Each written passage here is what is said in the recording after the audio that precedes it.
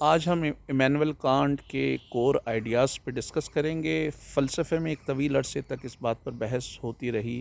کہ علوم یا کسی بھی چیز کو جاننے کے طریقہ کار کیا ہے۔ ایک طویل عرصے تک یہ بات کی جاتی رہی کہ مذہبی کتابوں میں جو چیزیں ہیں اس کی بنیاد پر دنیا کو جانا جا سکتا ہے،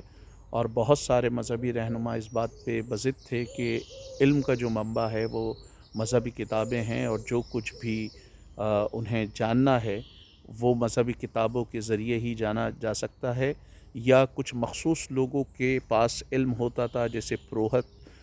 قدیم دور میں ہوتے تھے، یا بعد میں مختلف مذہبی رہنما ایمرج ہوئے، ان کے پاس علم تھا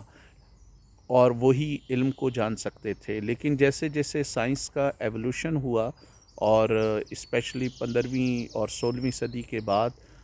سائنسی امور پر زیادہ فوکس ہو گیا، اور پھر علم کی بنیاد حواس خمسہ کو قرار دیا گیا، اور بہت سارے پھر ایسے فلاسفر آئے جنہوں نے صرف حواس خمسہ کو ہی علم کو جاننے کا معیار قرار دیا، کہ اگر آپ کو کچھ جاننا ہے تو آپ وہ صرف حواس خمسہ کے ذریعے جان سکتے ہیں، سائنسی ذرائع کے ذریعے جان سکتے ہیں۔ مثلا ہر وہ چیز جس کو آپ سونگھ سکیں یا چکھ سکیں یا دیکھ سکیں یا سن سکیں یا محسوس کر سکیں، تو یہ جو آپ کے سینسری آرگن ہیں یہ آپ کے پرسیپشن کا سب سے بڑا ذریعہ ہے، اور انہی کے ذریعے آپ اس کو سمجھ سکتے ہیں۔ ایمینول کانٹ سے پہلے بھی کچھ فلسفیوں نے اس بات پہ بڑا زور دیا کہ ہمارے جو چیزوں کو جاننے کا پیمانہ ہے وہ حواس خمسہ ہے، ہم صرف حواس خمسہ ہی کی بنیاد پر چیزوں کو جان سکتے ہیں، ہمارے پاس کوئی اور پیمانہ چیزوں کو جاننے کا نہیں ہے۔ لیکن ایمینول کانٹ کے خیال میں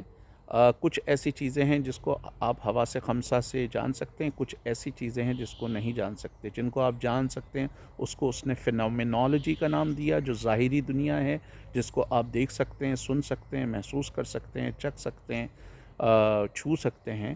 تو حواس خمسہ سے جو چیز ویریفائی ہو سکتی ہیں اس کو آپ جان سکتے ہیں، لیکن حواس خمسہ کی یہ لمٹ ہے۔ حواس خمسہ ایک جو دوسری چیزیں ہیں جس کو اس نے نومینالوجی کا نام دیا، اس کو آپ وہ نہیں جان سکتے، جس میں خدا اور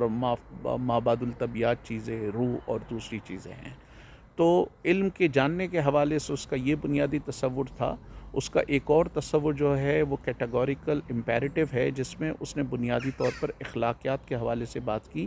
کہ جب مذہب کا زوال یورپ میں شروع ہوا اور لوگوں کا مذہب پر اعتماد ہلکے ہلکے ختم ہوتا گیا، تو کئی فلسفیوں نے اس کو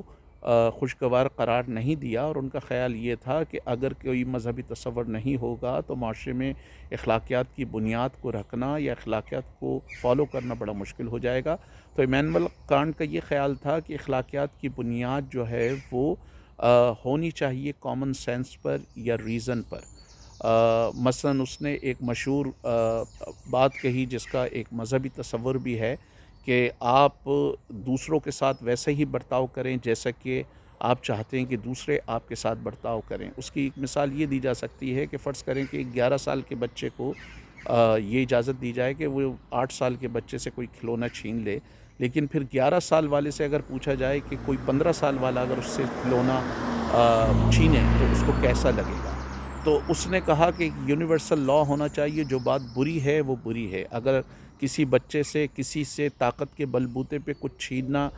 کسی ایک ملک میں غلط ہے تو وہ دوسری جگہ بھی غلط ہونا چاہیے۔ تو صرف اخلاقیات کی بنیاد اسی بات پر ہو سکتی ہے، ریشنالٹی پہ ہو سکتی ہے، کامن سینس پر ہو سکتی ہے، کہ آپ دوسروں کے ساتھ ویسا ہی برتاؤ کریں جس طرح آپ چاہتے ہیں کہ آپ کے ساتھ برتاؤ کیا جائے۔ کانٹ سے پہلے بہت سارے لوگ انسانوں کو میکینیکل انداز میں بھی دیکھنا شروع کر دیا تھا، کانٹ کے دور میں اور کانٹ سے پہلے بھی اور بعد میں بھی، اور اس میں ہیومن جو پرسیپشنز ہے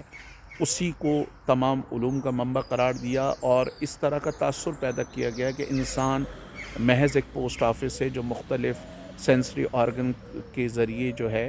وہ میسیجز ریسیو کر رہا ہے، اور اس میں اس کا کوئی خود خاص عمل دخل نہیں ہے۔ کانٹ نے اس نقطۂ نظر کی بھی مخالفت کی۔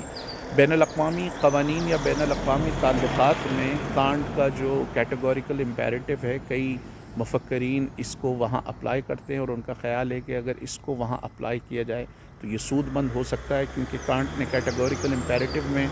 یہ بات کہی کہ ایک بندہ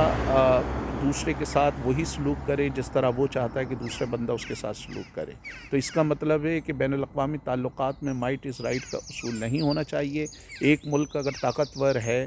کسی دوسرے ملک سے، تو وہ اس کا اگر علاقہ چھینتا ہے، لیکن جو چھیننے والا ملک ہے کل اس سے کوئی زیادہ طاقتور اگر ہے اور وہ